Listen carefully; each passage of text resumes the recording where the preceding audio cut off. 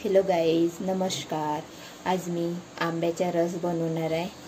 पिकले आंब्याचा रस बनवणार आहे। आता कसं बनवतात, काय काय टाकतात त्याच्यात मी ते सांगणार आहे। आणखी छान पद्धतीने, सोप्या पद्धतीने तुम्हाला सांगणार आहे। लवकरात लवकर आंब्याचा रस करायला चला आता सुरुवात करू। सगळ्यात आधी बघा, मी एका पाण्याने आंबे धुवून टाकलेले होते। त्याच्यानंतर आंबे धुतल्यानंतर आंब्याला किसून घ्यायचे आहे। बघा, आलू किसणीने पूर्ण आंबे किसून घ्यायचे। अशा प्रकारे किसून याला एका ताटामध्ये ठेवून द्यायचे।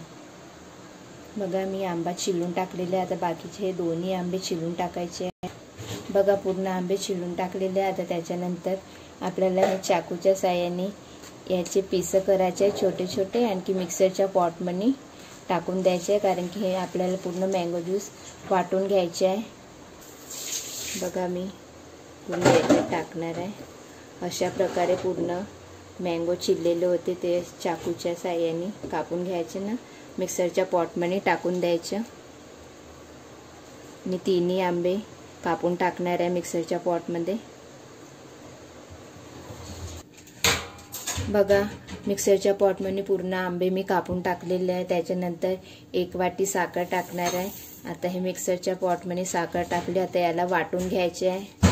साखर टाकल्यानंतर मी 1 वाटी दूध टाकणार आहे। दूध टाकल्यानंतर याला छान मिक्सरमध्ये छान वाटून घ्यायचे, छान बारीक।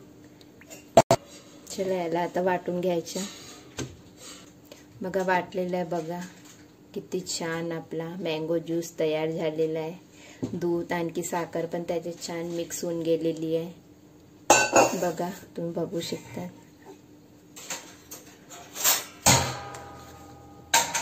चम्मचने याला छान खालवर करून घ्यायचं। बघा, मँगो ज्यूस तयार झालेला आहे आपला। चला, मी आता एका भांड्यामध्ये मँगो ज्यूस काढून घेत आहे।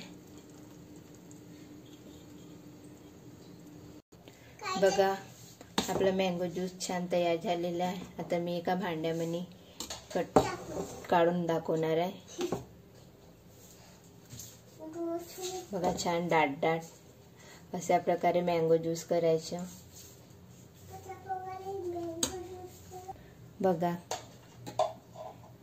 अशा प्रकारे मँगो ज्यूस करायचं। चला, खाऊन बघूया आता। एकदम परफेक्ट बनला आहे। तुम्ही पाहू शकता किती छान। अशा प्रकारे मँगो ज्यूस करायचं। माझी रेसिपी आवडली असेल तर कमेंट करा, लाईक करा। कमेंट करा, लाईक करा। Okay bye. Okay bye.